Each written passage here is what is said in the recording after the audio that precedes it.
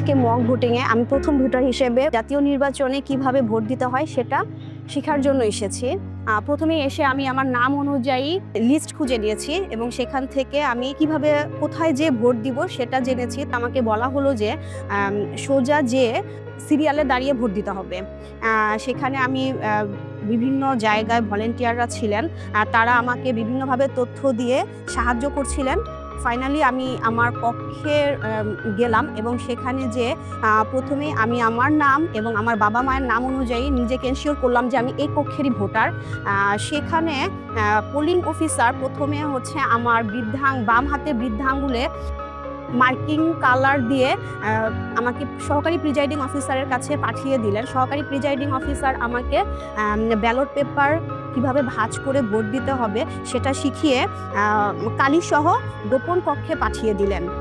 গোপন কক্ষে যেয়ে আমি আমার মনোনীত প্রার্থীকে ভোট দিলাম এবং সেখানে লম্বালম্বিভাবে প্রথমে ভাঁজ করে পরে আড়াআড়ি ভাঁজ করে ব্যালট বক্সে আমার পেপারটা ফেলে আমি চলে আসছি। প্রথম নাম খোঁজা থেকে শুরু করে ব্যালট বক্সে পেপার ফেলা পর্যন্ত সম্পূর্ণ আমার মনে হচ্ছে আনুমানিক 5 মিনিট সময় আমার লেগেছে।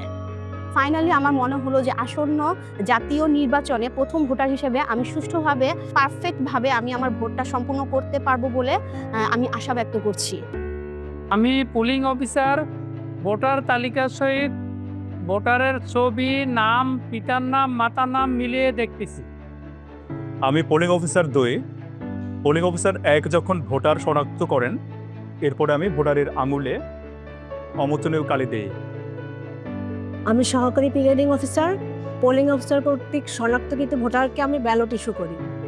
2টো ব্যালট ইস্যু করতে হবে আমাকে, জাতীয় সংসদ নির্বাচনের একটি ব্যালট, গণভোটের একটি ব্যালট, এবং প্রতিটি ব্যালটে আমাকে ক্রমিক নম্বর লিখতে হবে, ভোটারের স্বাক্ষর নিতে হবে, সাথে সাথে অফিসিয়াল সিল মুড়িপত্র দিতে হবে এবং ব্যালটের অপোজিটে অফিসিয়াল সিল এবং আমার অনুস্বাক্ষর দিতে হবে।